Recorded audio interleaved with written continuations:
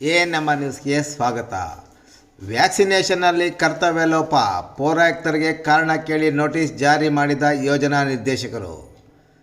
ಚಿಂತಾಮಣಿ ನಗರದ ವಿವಿಧ ವಾರ್ಡ್ಗಳಲ್ಲಿ ವಾರ್ಡ್ವಾರು ಕಮಿಟಿಯೊಂದಿಗೆ ಕೋವಿಡ್ ವ್ಯಾಕ್ಸಿನೇಷನ್ ಡ್ರೈವ್ಗಳನ್ನು ನಗರದಲ್ಲಿ ಯಶಸ್ವಿಯಾಗಿ ಕಾರ್ಯಗತಗೊಳಿಸಲು ವಿಫಲರಾಗಿರುವ ನಗರಸಭೆಯ ಪೌರಾಯುಕ್ತರಾದ ಚೇತನ್ ಕೊಳವಿಗೆ ಚಿಕ್ಕಬಳ್ಳಾಪುರ ಜಿಲ್ಲಾ ನಗರಾಭಿವೃದ್ಧಿ ಕೋಶದ ಜಿಲ್ಲಾ ಯೋಜನಾ ನಿರ್ದೇಶಕರಾದ ರೇಣುಕಾರವರು ಕಾರಣ ಕೇಳಿ ನೋಟಿಸ್ ನೀಡಿ 24 ಗಂಟೆಯೊಳಗೆ ಸಮಜಾಯಿಷಿ ಖುದ್ದು ನೀಡುವಂತೆ ನೋಟಿಸಿನಲ್ಲಿ ವಿವರಿಸಿದ್ದಾರೆ.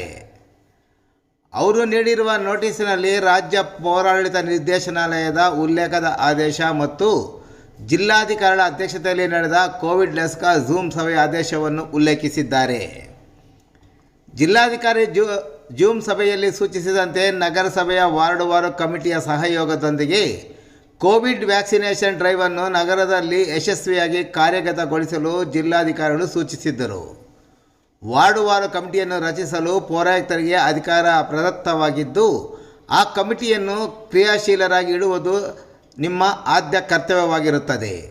ಒಂದು ವೇಳೆ ಅಧಿಕಾರಿಗಳು ಬದಲಾವಣೆಯಾದಲ್ಲಿ ಅದರ ಬದಲಿಗೆ ಬೇರೆಯವರನ್ನು ನಿಯೋಜಿಸುವ ಅಧಿಕಾರವೂ ಸಹ ನಿಮಗೆ ಪ್ರದತ್ತವಾಗಿರುತ್ತದೆ.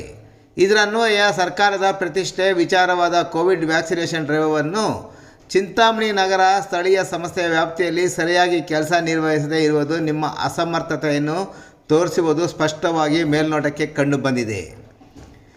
ಮೇಲಾಧಿಕಾರಿಗಳ ಆದೇಶವನ್ನು ಪಾಲನೆ ಮಾಡುವಲ್ಲಿ ವಿಫಲರಾಗಿರುವುದರಿಂದ ಹಾಗೂ ನಿಮ್ಮ ಕರ್ತವ್ಯ ಲೋಪ ಉದಾಸೀನತೆ ಕಂಡುಬಂದಿರುವ ಕಾರಣಕ್ಕೆ ನಿಮ್ಮ ಮೇಲೆ ಏಕೆ ಶಿಸ್ತು ಕ್ರಮ ಕೈಗೊಳ್ಳಬಾರದು ಎಂಬುದಕ್ಕೆ ಲಿಖಿತ ಸಮಜಾಯಿಷಿಯನ್ನು 24 ಗಂಟೆಯೊಳಗೆ ಈ ಕಚೇರಿಗೆ ಖುದ್ದು ಹಾಜರಾಗಿ ಸಲ್ಲಿಸುವುದು.